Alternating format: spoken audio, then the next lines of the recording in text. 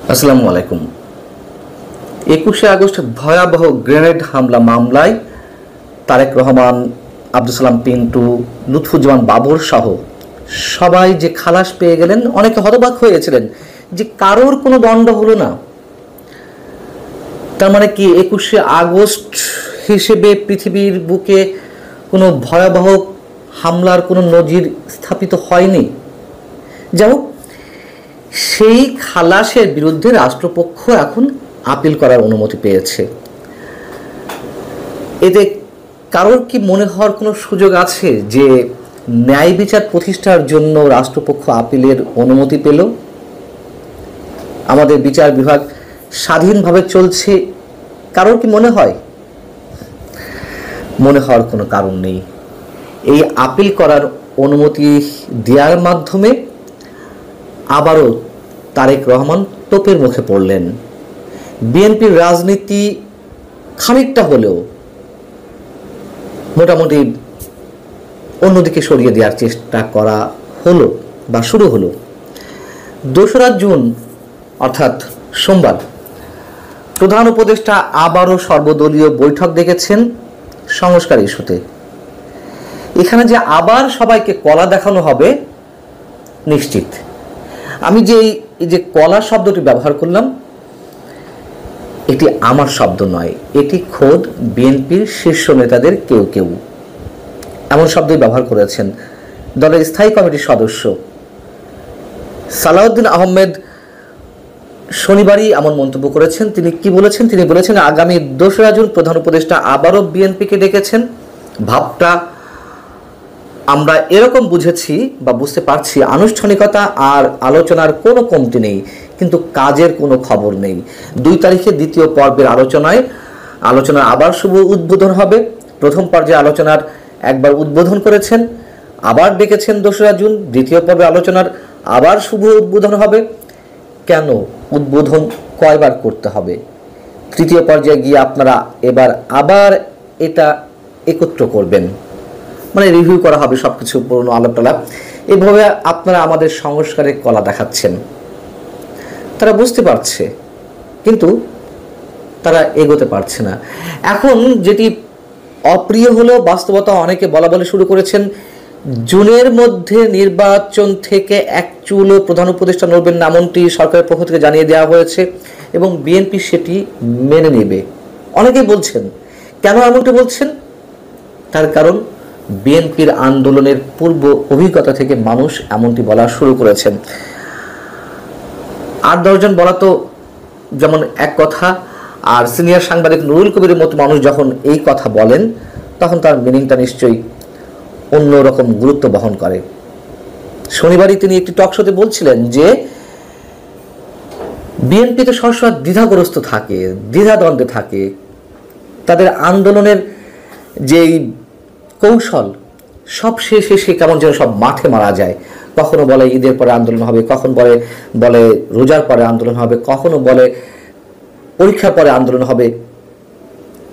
এগুলো মানুষের কাছে এখন হাসি ঠাট্টায় পরিণত হয়েছে। হ্যাঁ, অবশ্যই বিএনপির বিভিন্ন আন্দোলন সংগ্রামে তাদের যে ত্যাগ রয়েছে, নানান ধরনের তাদের স্যাক্রিফাইস করার যেই মানসিকতা, সেটিও আমরা দেখেছি। কিন্তু কেমন করে যেন বিএনপির চূড়ান্ত পর্যায়ের সিদ্ধান্তগুলো ভুল পথে চলে যায়। শোনা যাচ্ছে যে 2রা জুন প্রধান উপদেষ্টা যেই সর্বদলীয় বৈঠক ডেকেছেন, সেখানে মূলত যে বিষয়টি আসতে পারে সেটি হচ্ছে সাবেক ছাত্র সমন্বয়কদের যে দাবি বা জাতীয় নাগরিক কমিটির যে দাবি জুলাই সনদ ঘোষণা করার, সেই জুলাই চার্টার বা জুলাই সনদ ঘোষণা কবে হবে এমন একটি ডেট সব রাজনৈতিক দলের মধ্য থেকে বা তাদের কাছ থেকে আদায় করে নেওয়া হতে পারে এবং এটি ঘটার সম্ভাবনাই বেশি। আমি সম্ভাবনার কথা বলছি, তার কারণ দেখা তো গেছে যে সরকার ঠিকই একটা মূলা ঝুলিয়ে বিএনপি সহ অন্যান্য রাজনৈতিক দলগুলোর কাছ থেকে তার সুবিধা মতন তার এজেন্ডাগুলো বাস্তবায়নের জন্য বিভিন্ন ধরনের কথাবার্তা তারা আদায় করে নিয়ে থাকে। সরকারের কথা বলছি আমি, বিশেষ করে প্রধান উপদেষ্টা। যদি দুটো উদাহরণ দিই বিএনপির ক্ষেত্রে, বিএনপি প্রথম থেকে বলে আসছিল যে একটি গণতান্ত্রিক রাজনৈতিক দল হিসেবে তারা নিজেরা অন্য কোনো রাজনৈতিক দলের নিষিদ্ধ করার বিষয়টি সাপোর্ট করে না। অর্থাৎ আওয়ামী লীগ নিষিদ্ধ করার বিষয়টি শুরু থেকে যেমন একটা রব উঠেছিল, বিএনপির সবসময় বলেছিল যে এটি নির্বাচনের মাধ্যমে আর জনগণ বা নির্বাচন কমিশন তারা সিদ্ধান্ত নেবে। কিন্তু যখন সরকার একটা ঝুঁকি নিল, জাতীয় নাগরিক পার্টির নেতাদের হুঙ্কারে হুঁশিয়ারিতে সরকার ঝুঁকি নিল আওয়ামী লীগের রাজনৈতিক কার্যক্রম নিষিদ্ধ করার, ওই দিনই এই 9 মাসের মধ্যে সবচেয়ে বড় দেউলিয়াত্বের, রাজনৈতিক দেউলিয়াত্বের পরিচয় দিয়েছে বিএনপি। কি হলো? তার পরপরই বিএনপি নেতারা গলা উঁচিয়ে বলা শুরু করলেন, আমরা ওটি চেয়েছিলাম, বিএনপি এতে আনন্দিত। এরপর দ্বিতীয়বার যেই দেউলিয়াত্বের পরিচয়টি বিএনপি দিল সেটি হচ্ছে প্রধান উপদেষ্টার পদত্যাগের যে নাটকটি, সেই নাটকের মুখে বা তার আগে সেনাপ্রধানের বক্তব্যে সরকারের ভিড় যখন নড়বড়ে হয়ে উঠলো, তখন আবার সবাইকে ডাকলো প্রধান উপদেষ্টা। তিনি ডাকার পরে বিএনপি সুরসুর করে সেই আগের ভয়েস রেইজ করে তারা কিছু দাবি জানিয়ে এলো, আগের সেই দাবিগুলো। অর্থাৎ তারা প্রধান উপদেষ্টার উপরে ভরসা রাখল। কোনো আলটিমেটাম তারা দিতে পারল না। সরকার যে বিপদে পড়েছে এটুকু বিএনপি বুঝতে পারছিল, বুঝতে পারা সত্ত্বেও তারা সুযোগের সদ্ব্যবহারটি করতে পারল না। প্রধান উপদেষ্টার কাছ থেকে বিএনপি নেতারা কোনো ধরনের কথা আড়াই করতে পারলেন না যে কবের মধ্যে নির্বাচনী রোডম্যাপ ঘোষণা করা হবে বা ডিসেম্বরের মধ্যে নির্বাচন দেওয়া হবে কি হবে না।